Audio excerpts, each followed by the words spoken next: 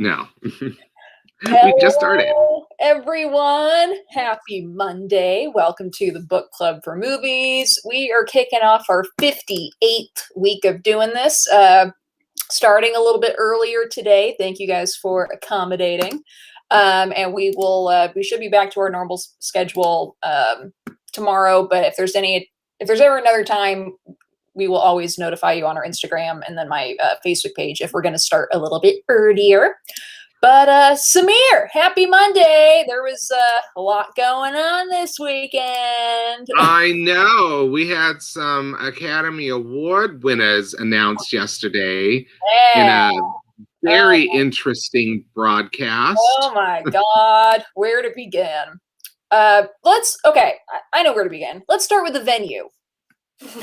The venue was cute. So it reminded me, I remember we were talking about like the old school Oscars when it was like sort of like in a big hotel ballroom or something. And there was all these like people fancily dressed sitting around dinner tables kind of thing. And it was sort of less like we're in a theater. And they started doing that, I think, when they realized they were going to be on television. And they started televising it in the 50s. And maybe that's when I think that's when they first went to the Pantages Theater, but I can't remember exactly. But I was like, okay, it's kind of like old school Oscars. Like, this is fine. I liked Regina King's entrance. I loved the dress. Also, that like the vintage Louis Vuitton dress that her stylist. The pressure of having to open the show. Yeah, and like walk that pretty long way in heels, not trip. Right, that was probably Steven Soderbergh's production influence there. Like, we want a long take, you know, a dolly following her all the way, or whatever, you know. And so that's what they did. It was more like a steady cam kind of deal, man, probably. But I would have picked my shoes very carefully and a long dress on top of that. But I loved that dress so much. So it was like she picked like a great. The fact that was a vintage Louis Vuitton, because they were talking about they said it was vintage that went into it with somebody said it was vintage beforehand, that they found this vintage Louis Vuitton gown. So probably had to, maybe when it was originally made, it went into that, but the person who was talking about the dress said it was a vintage dress. Either way, I loved the look of that dress, and I thought she looked so beautiful. So I'm like, okay, she did good coming in. Yeah, you know, the fashion was great. Oh God, now I'm looking at the dress. Wow. There was a lot of really beautiful fashions, I thought, except for Emerald Fennell's dress. I think you said that she dressed like a pottery teacher. It was mostly just like the bad hair and makeup that the dress was bad, but the bad hair and makeup made it worse. But also she probably doesn't really care that much about that, about things like that. She dressed up, but I'm sure she's probably not. Doesn't seem like the type who'd be like, I'm going to spend 4 hours in a chair getting my hair done for this award show. But her other looks have been more glam. I don't know. I wasn't a fan, and it was Gucci. No, who knows? Maybe in the moment she just saw that and saw a whole vision, and that's what she wanted. What? Oh, the smile? I'm like, the weird smile. Did you see that? I never know what I'm doing with my face, so it's best not to comment on it. Right, that's a weird comment. But the venue for me, I thought it was fun. I definitely am looking forward to seeing it back in the Dolby Theater. There was something about that grandeur that I always look forward to, and another thing just about the show in general that was interesting was how. So this is something that Samir had actually mentioned. He said something like, after the year everyone has had, they better not play people off when they give their speeches. And they didn't. And I think a few things with that. There wasn't a live orchestra. And so we had Questlove, which because of that, we got 2 Prince songs that popped up, which was nice. Mm-hmm. And then I think they gave people the time to do that because there weren't any performances and like the endless video montages that we're used to seeing in the show. The one video montage they did show that I thought was ridiculous was their In Memoriam. It went so fast you couldn't even read the names. Yeah, there were moments where like Right. there was like you get a couple seconds and then it was just like boom, boom, boom, boom, boom, Yeah. boom, boom. I'm like, wait a minute, This I didn't even get to read montage to like time this to the music and make it real snappy. Like it's somber. Yeah, that was a problem for me. I mean, it was sad to see like that many. It was like, oh my god, I forgot that many like amazing talents all passed away last year. Like, those are like really big names in the world of film. A lot of them, like all, I was like, oh geez, that was terrible. But yeah, I felt that montage moved too fast. I actually. I know that there was a lot of talk about how like, oh, this Oscars, it's the lowest rated Oscars ever. I'm like, well, we didn't have a whole year of people going to movie theaters. You know, you didn't have the same sort of press things going on where like, you know, journalists are going to every movie festival and they're writing reviews and there's that kind of, you know, that all of that stuff was not around this year to sort of gin up the interest in the Oscars to begin with. So it's hard to like promote something that's celebrating an art form that we had very limited access to in the last year, and didn't really get to, I don't really, it's funny how those kind of reviews are like, oh, well, it's a sign that your new way of doing the Oscars doesn't work. And I'm like, or it's a sign that there weren't that many movies last year. And it was really complicated to get really emotionally invested in a lot of movies to really be like, I can't wait to see award season. Like, we didn't have that build up. So that's not really attributable to that in my book. I do kind of agree with Andres. I actually really like the intimacy of the setting because I didn't really miss all the comedy monologues and I didn't really miss a production number. I was like, oh, we're really kind of just focusing on these artists. We get to hear more about them because a lot of these people, it's the only time that you see some of these artists ever or hear about their work. And I'm like, you know what? I would trade more time to hear from them. I would trade off the musical numbers and comedy monologues to have more time with the artists, in my view. So I actually enjoyed the ceremony on that level. What I did not enjoy was the rearrangement of how the order of the presentation of awards, which was so confusing. I was like, is the ceremony over? We're already at Best Picture? Like, did I miss Best Actor? I'm all for, like switching things up sometimes, even though here I am saying that I prefer the old venue. But things started weird when they gave the Best Director Oscar out pretty early on. That's usually like when the last like 4 awards that they give out. Yeah. So that was weird. And and then all of a sudden they're announcing Best Picture. Here comes little Rita Moreno. And it's like, what? Why are we already presenting this award now? Yeah, like that's the buildup. That is the award. There's like a narrative buildup. Like we're going through all the other elements of the movies that make movies until you're kind of working your way up the ladder in terms of like, now we're getting to like the people who made all the decisions, the actors who gave the performances, the director who directed them, the producer who put this production together. It's like there was no sort of like, maybe they were trying to dismantle the hierarchy kind of thing, but it also kind of like, you can't do that without really talking about that a lot beforehand, I think. I feel like if we had been warned. Okay, yes, Andres, that is exactly what I thought was going to happen. Because I think the reason they did it this way also is because almost every single year, the Oscars, the Academy just copies what the Guild votes on. And in most of the cases, they did exactly that. So like hair and makeup went to Ma Rainey's Black Bottom. That won the big awards at the Hair and Makeup Styling Guild. And it was like, compared to the other movies, like that one had the biggest pedigree. And so everyone's like, oh, this is clearly going to win. So it was following this sort of system for a lot of other awards, and the supporting actor awards that followed it. Daniel Kaluuya and was it Yoo Yoon-jung?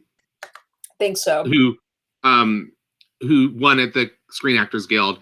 And then the Best Actor and Actress, I think they assumed it was going to be Viola Davis and Chadwick Boseman. And I am convinced that everyone is convinced actually in the media now that they planned it so that they could have that big moment. Best Actor would be the last award. Everyone thought Chadwick Boseman was going to win it. And then there would be this, sort of tribute moment to him. I don't know who was going to be planned to come and accept in his honor. I don't know if it was going to be Viola Davis, or they were going to bring Chadwick Boseman's wife. I don't know who was going to be there, but I'm convinced that's what was going to happen. And then everyone was like, what? I know. And like Anthony Hopkins isn't even there. Yeah. So the last two awards, I mean, the whole end of the show was a surprise, given, when they announced Best Picture to Frances McDormand winning her third Oscar, which is amazing. Is she the most? I know Daniel Day-Lewis is the record holder for most wins for actor with 3. So does she have the most wins, or is there someone else who has that many? I'm trying to think. I feel like there is somebody who does have 3, but I don't know if there's anybody that has 3 Best Actress awards. Yeah. That's the thing. There might be actors who have like a Best Supporting Actress, or a best, or 2 Best Supporting Actresses and a Best Actress, or something like that. But I don't know that there is. Katharine Hepburn has 4. Oh, she has 4. Okay, Typical. They wanted a new Catherine with her, but yeah, I was surprised. I mean, I'm not surprised in terms of like the performance being worthy of an Oscar. Like, it clearly was worthy of awards. It's a great performance. I thought it was incredible. I love that movie.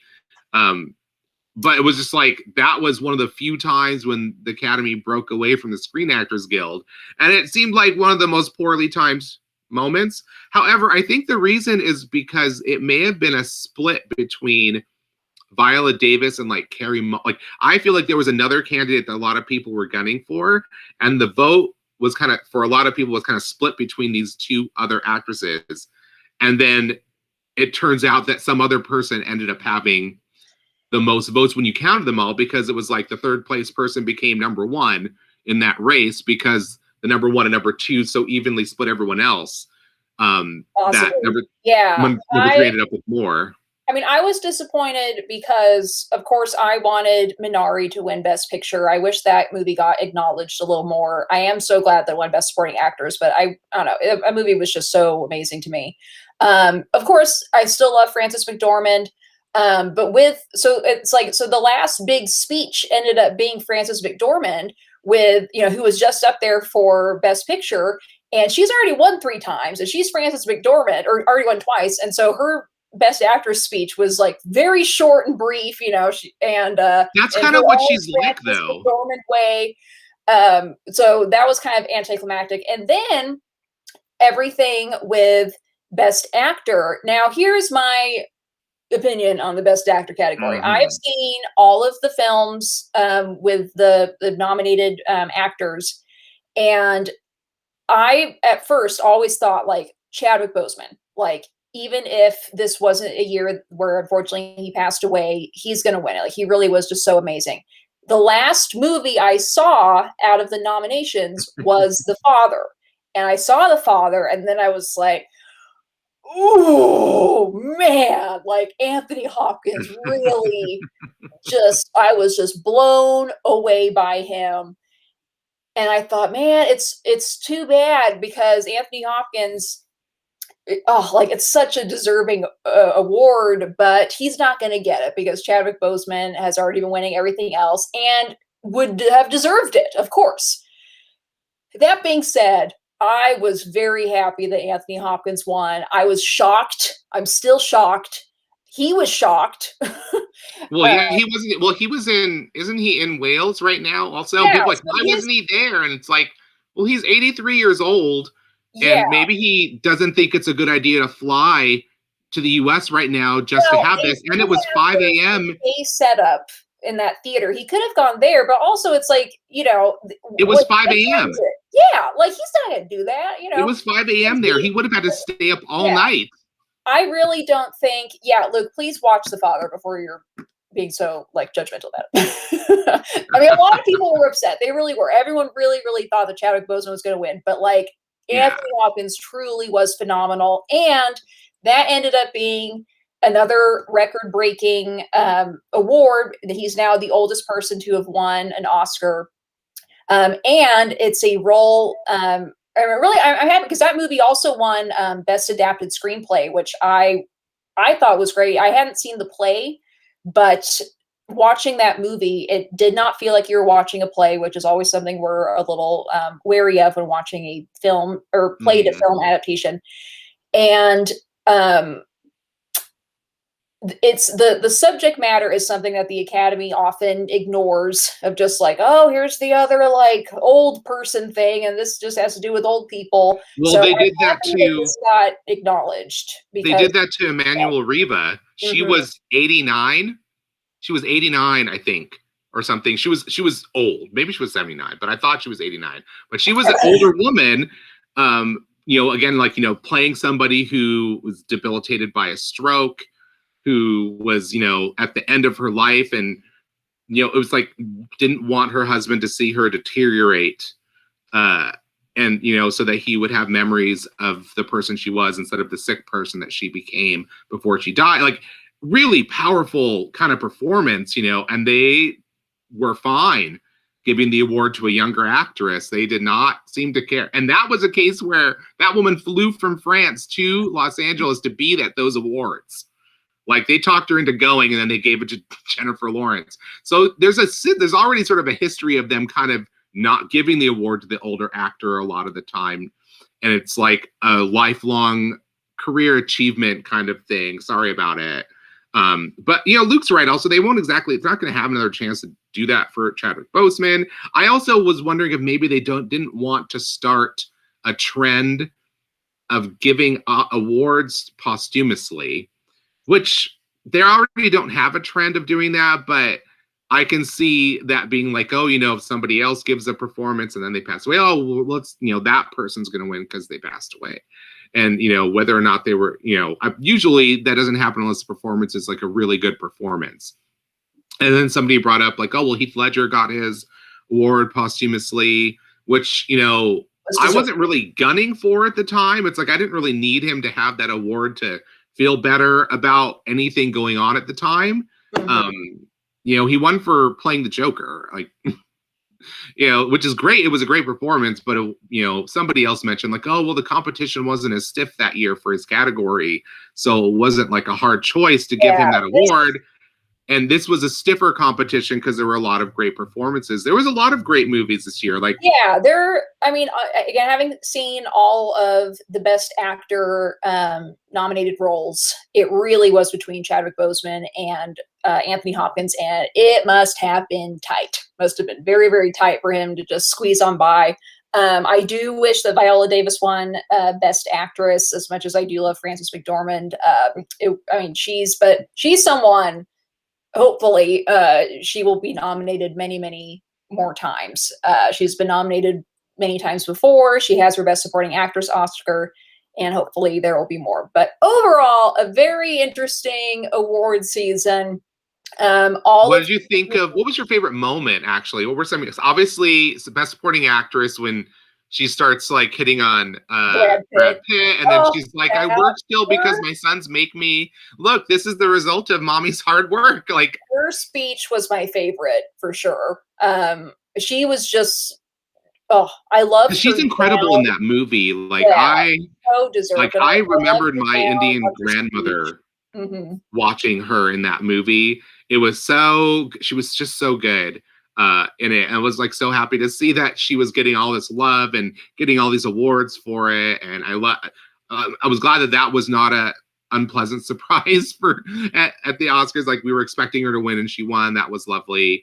I also liked Thomas Vinterberg's speech when he won for Best Foreign Language Film, because he used to be part of that Dogma 95 crew back in the day, in the mid 90s, with Lars von Trier, and there was a couple other directors that were making films with only natural light and using only video and this and all that stuff. So he used to be, and so this is like, he's obviously moved away from that now. And so I hadn't actually heard from him for a while in terms of movies of his coming out. And then when he shared that personal story of what inspired him to get into this film, and that it was they lost their daughter, and I was just like, oh my, I was not expecting that. There was a lot of moments like that. I was so happy just to have more time to hear about all these different people and let them speak a little bit more. Poor Daniel Kaluuya, that is an unfortunate speech to be remembered by. I'm sure his mother is not happy. She wasn't happy in the camera view that we got of her, where she's like, No, that was, I think, his sister. His mom was just like, what? Yeah, I thought that was funny. Yeah, I agree here with Luke. This was another favorite moment for me. oh, Such a, I mean, only the second woman to win, first woman of color, and only the third Asian director, man or woman, to have won. So yeah, pretty very phenomenal. impressive. I did enjoy her speech.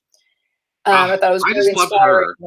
Yeah, that was really nice. I loved that she got this award because I felt like, in terms of all the people who made movies, um, like, she is really forging a path in filmmaking that nobody else is even attempting. This is like a new film form, I feel like we're getting through the way she makes movies. It's something, it's, for me, was very, really exciting, very invigorating, really emotional. I thought it worked on an emotional level for me, as well. But it's just like, to see them, like, it just, I don't know exactly how or why everyone sort of rallied around this picture, but I was really happy to see that so much of the Hollywood establishment did. I really hope that she doesn't seem like the kind of person that's going to become that way, but I hope that she doesn't take an offer for like $100 million Hollywood picture and try.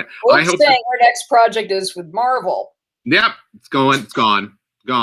She'll never be able to go back to that filmmaking now. The second she does that, well, she may be. If she's committed to it, because she made the movie she made before, The Rider, was similar, where she used, people who actually lived this life, to play the characters in her film. So they're sort of playing themselves and still sort of playing a character, but they bring a realism to it that I feel like a lot of directors want when they make a movie and they're trying to get at something emotional.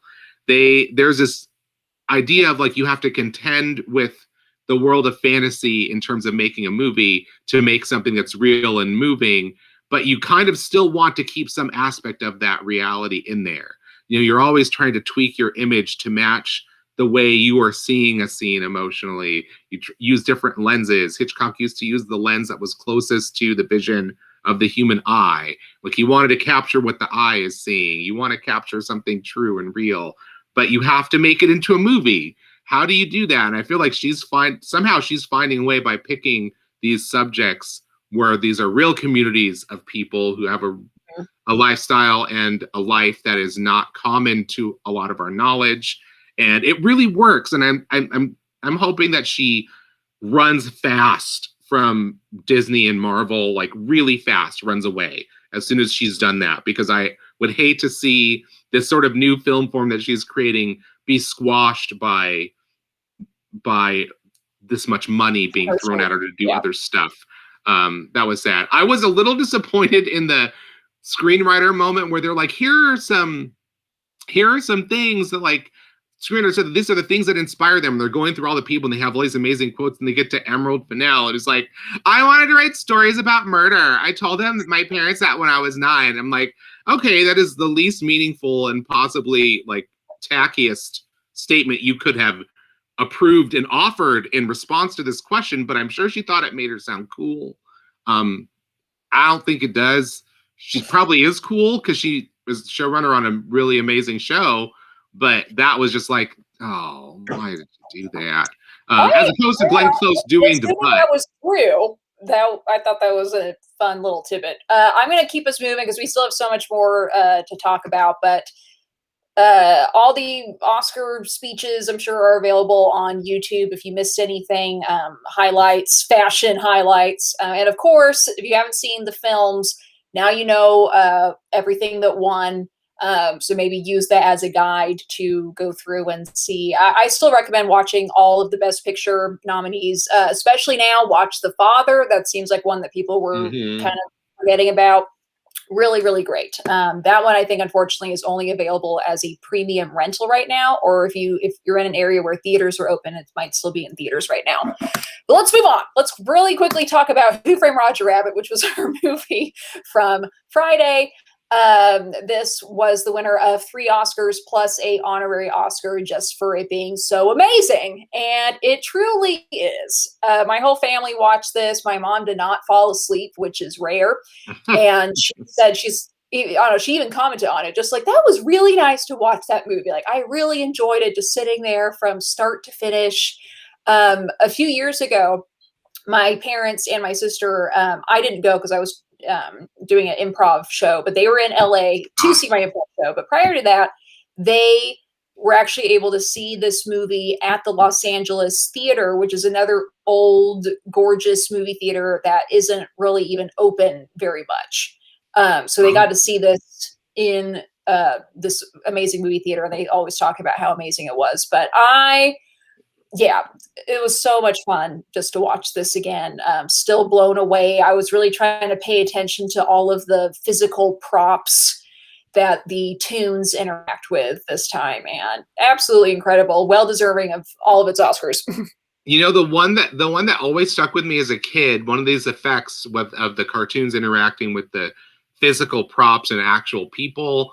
I always forget, I'm like, you just accept it in the course of the movie because you're watching a movie, but like when they're handcuffed together and Roger runs across the room and Bob Hoskins is flying because he's like tethered to him. So he kind of like flies across the room with this character. I'm like, can you imagine how difficult it must have been to arrange a stunt that coordinates with an animated image and have it be seamless? But also the one image that for some reason was burned into my brain is when Roger's about to sit in Eddie Valiant's brother's desk and he puts his hand on the chair and everything's covered with dust and he takes his hand off before he sits down. You see this like imprint where the dust has been cleaned off from his hand. Mm-hmm. And that, for some reason, that always blew my mind as a little kid. I was like, oh my gosh, it's like he's real. Yeah. Because these little aspects of it kept working like that. And so when I saw it again, it instantly gave me this like flash. I flashed on Roger's handprint on the chair, basically. I was like, oh yeah, I remember. I don't know why that image stuck in my brain, but there were just so many moments like that where I'm like, I don't even know how they accomplished this. Yeah. So, like, I would love to. I don't think a behind the scenes documentary could even adequately cover everything because there's just so many. Like Dumbo catching the peanuts out the window. There's quite a few special features that we have on a copy of this. Another little tidbit that I had read on Friday with Bob Hoskins was apparently his son or daughter was fairly young at the time when this came out and watched this and then like wasn't speaking to Bob Hoskins for like a few weeks. And then he's like, why is my kid mad at me? And apparently his kid had watched this movie and thought, you worked with Bugs Bunny and didn't introduce me. That was so cute. It's adorable. Another thing that really got me, of course, was still Judge Doom, which absolutely terrified me as a child, and still just like the reveal with like everything with like the kind of elongated head and like little tuft of hair and the red eyes and then the voice like, remember me. I can't even do it. It hurts my throat to try. What? And then he goes flying through the air, like terrifying nightmares. But also even the little jokes here and there, like with when Roger's looking through the pictures, patty cake, and it's like he's creating animation by flipping the pictures so quickly. Like there's just like little treasures like that tucked away in there to remind you're like about like the world of animation and the way animation is put into this real world, and you're like it's animation created out of images of a real person, kind of, it's so many brilliant touches like that. Also, I still kind of want as a piece of art the big window with Roger's perfect shape cut out of it when he jumps through the blinds in the window in the office. I still want that, but when I started watching this and like the credits opened and you have the text, it's like out of Chinatown, basically. It was so much fun because now I have more movie references in my brain to enjoy this. Like I said, I hadn't seen it for a while. Like it's been a while since I watched this. And I was like, everything was just struck me. I was like, oh, this is where, like I said before, this is kind of where I got my impression of what film noir was before I even really knew what film noir was. Like you get all of it so perfectly done, like the detective who's an alcoholic and his trench coat and hat, and like the seedy office and the sort of crummy, sleazy job that he's given to do. And this, it's very, it's like Disney does Chinatown, does The Big Sleep or something, you know, like. So fun, so fun. I'm going to move us on, but just really, really great to watch this again. It's available on Disney Plus. Name that movie before we move on to, I mentioned you were talking about today. Of course, Sean Penn. You didn't see his name down here. Okay, here we go. Guess the movie based on the images. I knew both of these instantly. I know Samir has seen this first one before. I've shown it to him in private. If you didn't get this from the first one. Oh, duh, I know this. Yes.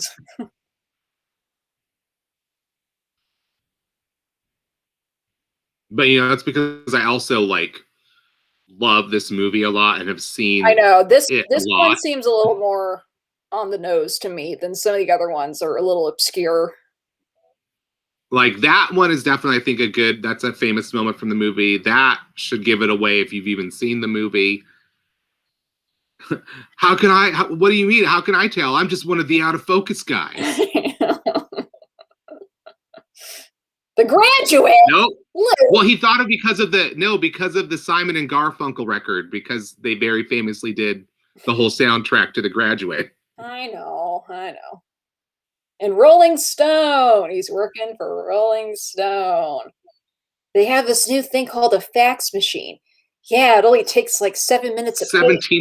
17 minutes. Yeah, 17 minutes a page. 17 minutes a page.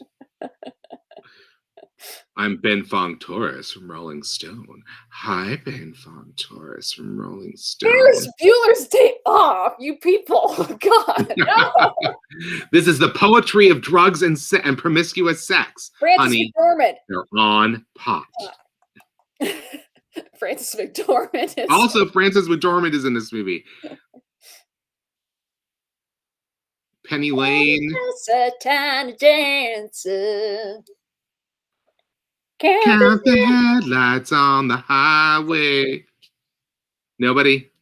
Spinal Tap, Luke? No. I'm just gonna... Almost Famous! Maybe you know what? Maybe me saying it was a movie I really loved threw people off, because I feel like that's a movie that nobody ever expects me to really love.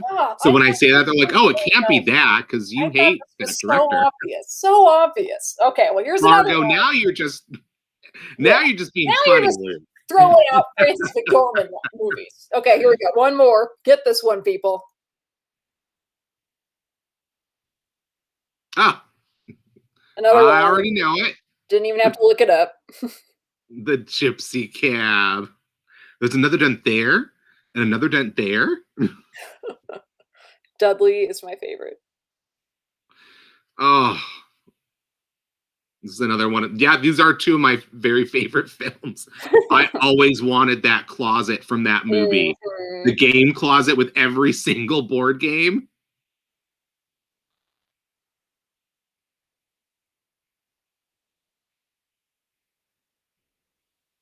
I feel like that image is not necessarily indicative of the film. No, the green line bus. Like, I know the moment. Yeah. But that bus does not tell that. If I didn't see the movie that often, that image would not tell me. No, but all the other ones. The games, the Royal Arctic Lines, the Gypsy Cab. Oh, that's a big one. The glove with the finger. Modified glove. This is a Wes Anderson film. Yes, we're just giving this away. All-star cast, one of my favorite Wes Anderson films. I'm like, I feel like I'm giving a lot of clues. No, Wes Anderson film. I don't think Wes Anderson did that one. No. I never. Luke's like, Walter would know all of these. It's true. He would. Okay, this is a movie that had Gene Hackman in it. Angelica Houston, Danny Glover, Ben Gwyneth Stiller, Paltrow. Owen Wilson, Luke Wilson, Bill Murray, of course. The Royal Tenenbaums, people. Oh my God. Lord. We're going to have another Wes Anderson day to educate the children. No, you guys better. Disappointed. Poor Amy. Utterly disappointed. All right. Oh, now it'll be okay. Yeah, the Royal Tenenbaums. Okay, let's talk about Sean Penn, two-time Oscar winner for Best Actor. His first being for Mystic River, which is going to be the film for today, and then of course for Milk, which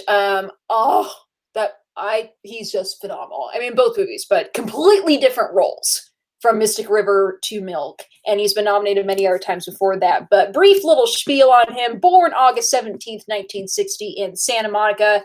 His father was a director. His mother was an actress. His first debut was in a 1974 episode of Little House on the Prairie as an extra, because his father was directing it. His first film that really got his career going was the movie Taps in 1981. Some other big things in the 80s that he was in was Fast Times at Ridgemont High. Everyone remembers his Jeff Spicoli role in that. Bad Boys. He was in The Thin Red Line, right? I think he was in that one. I think so. And of course, I remember him first from Dead Man Walking. Yeah, so Dead Man Walking. So he continued to be in movies in the 80s. His popularity began to rise. He was married to Madonna for a few years in the 80s. Oh, yeah. That was a big thing. He's someone, his private life has been very, oh, hi, Walter. Yes. We announced it. We did start earlier today. We'll be back to normal time. And we really would have needed you for our Name That Movie because, yeah. Yes, he was married to Madonna. They made a terrible movie together, too. They did. After Madonna, he got together with Robin Wright. They had 2 kids together, broke up, got back together, got married. They had an on-again, off-again thing, even after they got married for like 12 years or something. After that, he went out with Charlize Theron for a few years. Now he's 60. Now he's married to a 29-year-old Australian actress. Yeah. So he's Sean Penn all over the place with his share of glamour. Yeah, she's like gorgeous. Continued to rise to prominence in the 1980s. It wasn't until, I believe, Dead Man Walking was his first Oscar-nominated role. Phenomenal movie. So that was in 1996. He was then nominated in 2000 for Sweet and Low Down, nominated in 2002 for I Am Sam, and then finally winning for Mystic River in 2004, and then Milk in 2009. He also has he got into directing in the early 90s. He kind of took a break from acting for a few years and began directing, which is something that he has continued to do through the years. One of his more notable films that he directed was, its name is escaping me right now, Into the Wild. His last film that he did was in 2016 called The Last Face. He also has done some little documentary shorts. He's done some music videos, but he is still, he has an upcoming project called Flag Day, and it looks like he's doing a documentary. He has also recently written a book the last few years. He was super interested in that. Yes, he does do a lot of humanitarian work. He's very outspoken with his political views. He was very outspoken against George W. Bush and everything in Iraq. He has been a big advocate for various countries in South America. He raised money for the tsunami. So many different things he has raised money for. He has a foundation that he started, which I believe is called CORE, Community Organized Relief Effort. Yeah, and he raised money for the 2010 earthquake in Haiti. He's done a lot. He's a busy dude, busy man. Has had his share of controversies as well. Um, yeah, his Luke mentioned this interview with the drug lord. That was one of his more recent controversies. Of he and Mexican actress Kate Del Castillo met with El Chapo, who was had just escaped from prison, and that is still being investigated by the Mexican government as to what happened. I know Kate Del Castillo pretty much wasn't. She was kind of like afraid to even live in Mexico for a while because. Not because of the cartel, because of the Mexican government. They were so mad at her, and she's this massive star down there. Sean Penn is an actor that I know I have always enjoyed. He definitely just has this interesting persona. The way he is able to transform himself. I mean, case in point, just even the two movies that he won for. Again, completely different characters between Mystic River and Milk. Oh, speaking of Milk, he also is a huge advocate for gay rights, which, I mean, you would have to be if you were in that movie. Otherwise, there would be riots. They filmed on location in San Francisco. I think he would have been in big trouble if he wasn't, because it was already a really big deal that this was like one of the most important gay rights icons in our history. And it was another gay role that was denied to any gay actors who, and this was a movie made by a gay director. He just didn't really, and screenwriter. Even Gus Van Sant didn't even do much work to find a gay actor for it, because I think it was pretty much the studio who was giving the money wanted an Oscar-winning performance out of the movie, and they knew that the Academy was not going to nominate a gay actor for playing a gay role, and even though I don't think they really could have known that with this particular movie because it's such an incredible story. But he did a really good job with it. I totally bought his performance in that film. I was just bummed that I moved to Berkeley the year after it came out, so I wasn't even able to be like an extra in the movie because they restaged so many amazing real moments that happened in the city of San Francisco. But I first became aware of him. I couldn't even connect him from Fast Times at Ridgemont High to Dead Man Walking. Like, I didn't even realize this was the same person at all. At all. I thought it was a totally different human being than that actor who played that character. And I, for some reason in my brain, still retain this memory of him winning Best Actor that year, even though I think, was that the year Nicolas Cage? Who won that year? It was 95. For Dead Man Walking, let me see. But I was for some reason, I thought he had won for that movie. I just remembered that, and it never happened. You're right. Nicolas Cage for Leaving Las Vegas. Won for Leaving Las Vegas. Yeah, and I think maybe everyone thought that Sean Penn should have won that year. But obviously, his time will come, and, they were not wrong. His time totally did come. Wasn't he also, I thought I remembered him being one of the people that actually went straight into Louisiana after Hurricane Katrina. He probably was. And that was so it was as hot-headed as he can be and as problematic in other ways as he can be. He has put himself out there and has put his money where his mouth is, as big as his mouth sometimes is. Mm-hmm. He can put there's a lot of room for money in there, and he feels it. He will fight for you. He will, exactly. He will put that energy into fighting for something for good as well, at the very least. But this movie is one that we were should we not? Should we do Milk? But we have ourselves an interest in true crime. Yeah. Well, you may have noticed. If people haven't seen Milk, please watch it.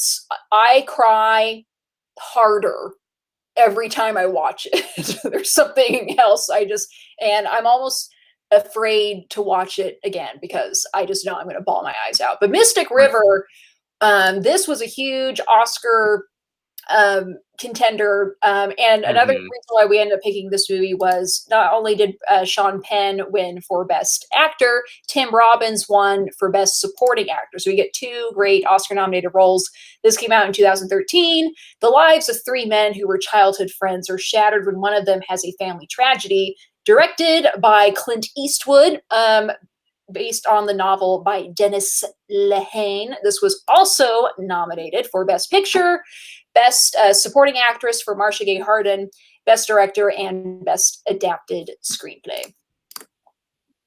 It was one of the big contenders that year. Whenever Clint Eastwood directs a movie and it's actually, I mean, for a while it seemed like he was incapable of making a bad movie, and things happened, and we no longer feel that way about him when he makes movies. But for a while it was just like, oh, you just can do, like, you want to make a movie, you learned a lot from being in movies all those years before you started directing. And so this one was sort of primed to be accepted as an artistic success. Mm-hmm. And by all accounts, it seems that almost everybody loved this movie. I don't remember reading any bad reviews. Maybe some that were not as glowing, but I don't remember reading any bad reviews of this film at all. Even some of the hardest to please critics were like, masterpiece. There's another masterpiece here with masterful, like this. Look at this cast at the top. Mm-hmm. Yeah, of course, Sean Penn, Tim Robbins, Kevin Bacon, Lawrence Fishburne, Marcia Gay Harden, Laura Linney, and Emmy Rossum, among others.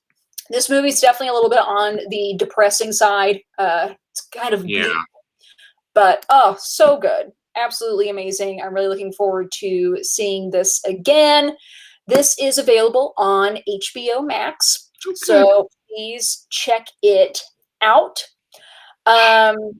Yeah, and extra credit, give Milk a shot. I'm not sure what that's available on, but this is, of course, the official selection. All right. Well, walking.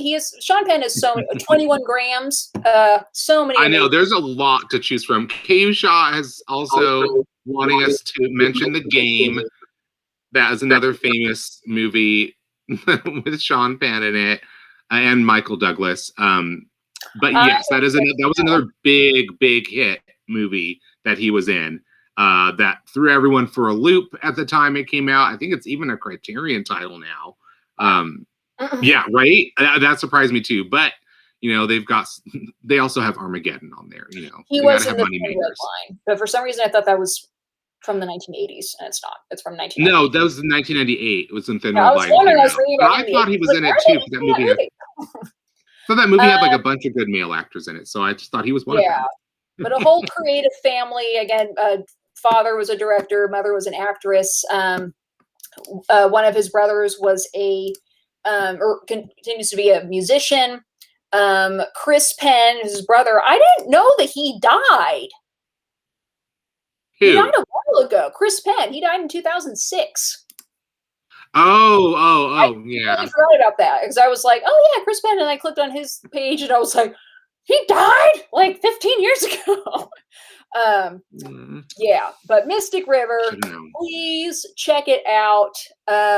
Thank you guys for joining us today. Please consider contributing to our Patreon if you are interested in supporting us financially. I think he was 40, actually. I think he was even younger. Oh my gosh. Yeah. Yeah, crazy. Heart disease, guys. Take care of yourselves. Tomorrow for our Director Tuesday, we are talking about Alfonso Cuarón, and this is going to be our protest film, the one movie that we have picked for the whole month that is not an Oscar winner, but we think it should have been many times over. Yeah, so that's it for us. We should be back. Thank you, Anthony. Yeah, we will be back at 3:30 tomorrow. If it's ever going to be an earlier or later time, or significantly later, sometimes we just start late. We will post about it on our Instagram at the Book Club for Movies, or I will post about it on my Facebook page. But thank you guys again so much for watching. Join us tomorrow for Mystic River, and then moving on to Alfonso Cuarón and Children of Men.